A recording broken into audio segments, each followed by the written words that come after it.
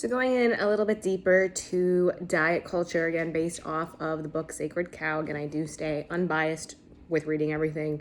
And I'm never, ever telling people to, again, do a certain diet or a specific thing, especially because everyone is so different and what they need and what they don't. But this is just what I'm taking from these next few chapters. So part 2 is all about diet culture. I'm sure everyone has heard also with diet culture, you know, there's always things in the media like meat causes cancer and like all of these like things that meat is so bad for you. And like all these scare tactics involving meat, and it's specifically red meat. You know, how many times have we heard bacon gives you heart disease? The truth is people who eat a lot of processed meats, which is going to be like your lunch meats and things like that, the really highly processed stuff, where it's not just like turkey and that's it. You know, they have a laundry list of ingredients, also tend to be heavier, they tend to smoke, and they tend to engage in other activities that increase their chances of cancer. Unless the food is a proven toxin, it's impossible to say X food causes Y disease with 100% certainty.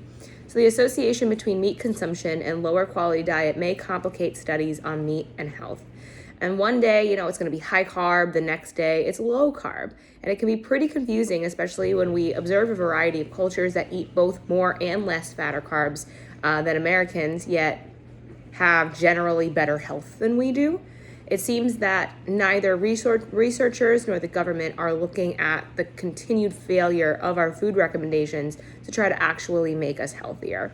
A study was done showing how the everything in moderation tactic can be shown not to work. This study showed that the more someone liked a specific food, so we'll say pizza, the more pizza that person felt was a moderate amount. Participants tended to define moderate as more than what they personally ate to justify their own intake and defending their current consumption as most foods as appropriate. So that's why sometimes I used to be an everything in moderation person. Now I'm not. I am a whole foods, good source of protein person. You know, eat as much as you want of those things because they are good for you and have a lot of variety. But the context of today's ultra-processed food landscapes, limitless food options make portion control very difficult, especially because a lot of those things are addictive. You know, all those junk foods and all of the additives and everything like that. The eating strategies that consistently get results all have something in common as well.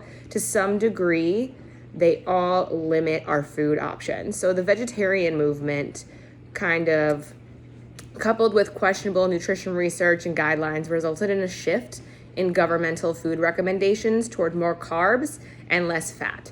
And when people reduce their overall caloric intake, they will end up losing weight. That's just how it works. But the weight loss is not the same as fat loss. You can lose weight and it can be muscle and all your fat is still there.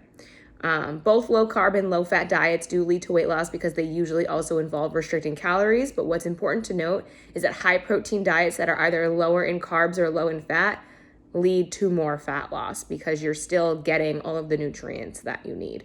When taking out an entire food group, such as meat, you are going to need to supplement with the nutrients that you're losing. And contrary to what some people assume, plant foods do not contain vitamin B12. That is, as a former vegetarian of 10 years, it's one of the many nutrient deficiencies that I have that I'm working on getting less of. There are trace amounts of B12 in foods like algae, but it's not as effective as real B12 in the body and actually increases your need for real B12. So I call that bioavailability. So like I will get my vitamins more bioavailable from a piece of meat than I will from a supplement because my body doesn't have to convert it into something else to absorb it. It's already converted. It's already done.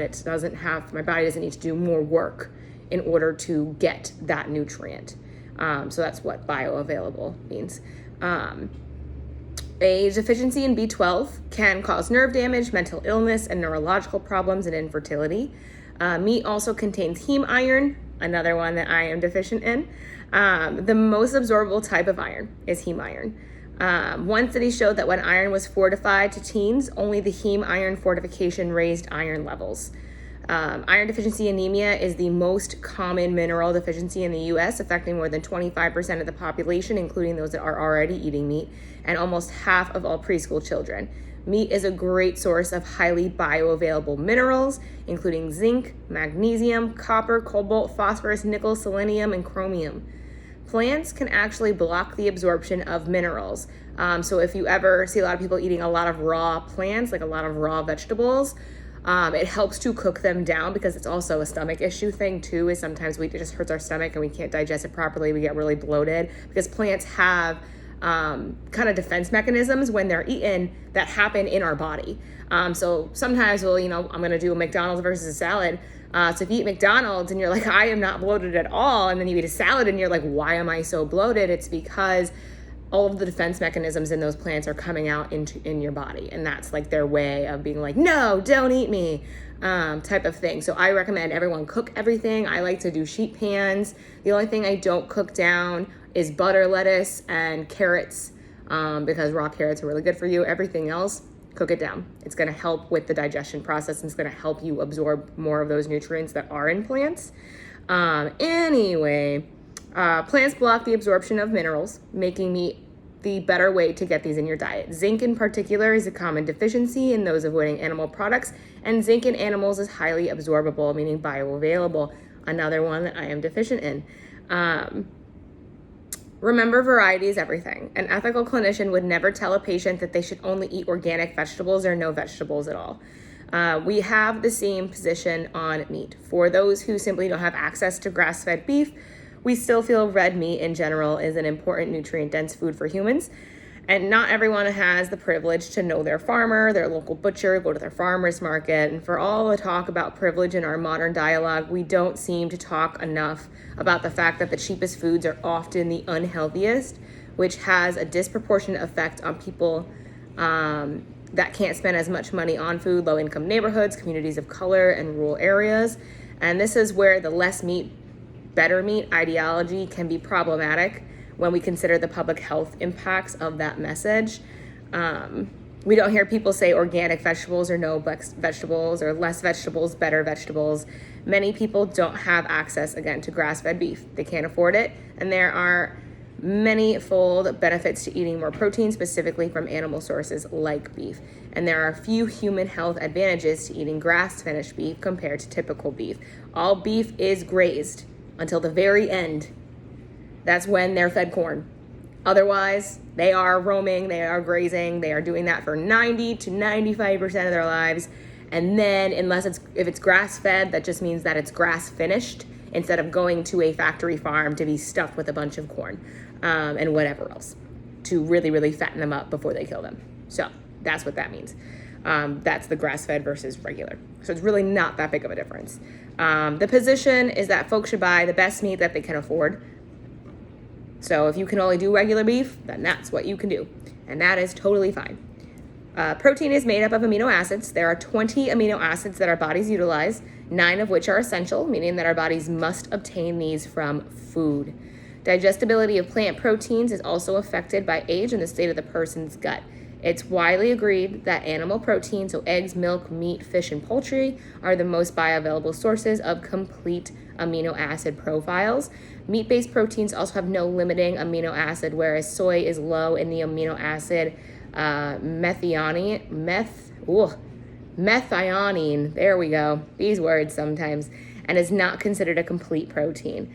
Animal products overall are also a much better source of protein per calorie than plant. So if you take, like, say, beans or nuts, and then you take a piece of chicken, the piece of chicken is like 140 calories. You're getting 21 grams of protein. In order to get the same 21 grams of protein from beans and nuts, you're going to be eating 600, 700, 800 calories worth of those to get that protein in massive amounts. So it just doesn't make sense calorie-wise to be able to do that and really get your protein in, especially when we're supposed to be getting, that 100 grams of protein in every single day. It can be really hard to do when you're cutting out an entire food source. But again, I am not telling anyone what they can and cannot eat. I'm just giving you all of the information.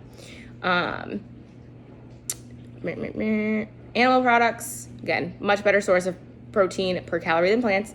Plant-based protein is not the same as animal-based protein in terms of amino acids. It's made from soy products. It's just as bad as junk food. And enriching a product with synthetic vitamins and minerals doesn't mean that we're going to absorb them in the same way that we do from natural sources. We may absorb some of it, but we're not going to absorb all of it. Maybe we absorb 2% from it. So say I use this for a B12 example. I take over 80,000% of the daily value, 80,000, 80,000% of B vitamins every single day, because my body is only absorbing 5% of that. 5%. That's it. B is also water soluble. So whatever you don't absorb, you pee out. Not saying to take an obnoxious amount that was prescribed by my doctor due to my deficiencies. However, it's important to note that information, that we're not going to absorb everything all the time 100%. The products are popularly seen as healthier and better options than meat, but they're actually ultra-processed fruits and often much worse for our health than the real thing. Again, those fake meats that they have, I used to be really big on them when I first became a vegetarian because I didn't know how to cook very well with that. And I was like, oh, I'll just have this fake meat as a substitute for real meat.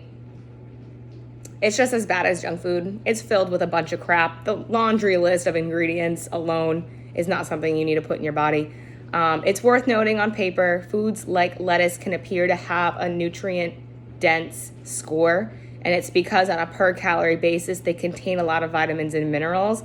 But once we factor in the volume of food and the number of calories in a typical serving size, again, that changes very quickly. A cup of lettuce is 8 calories. So the volume of lettuce you need to eat this to match the same nutrient density in a small serving of, we're gonna say, oysters is quite dramatic. Again, not nuts and seeds and beans example to chicken, it's the same type of thing to get all the nutrients that you need. So that is a little bit on diet culture, a little bit more on the meat industry, and a little bit more on, the vegan, vegetarian versus meat, and et cetera, et cetera. We're gonna dive a little bit more into that next week.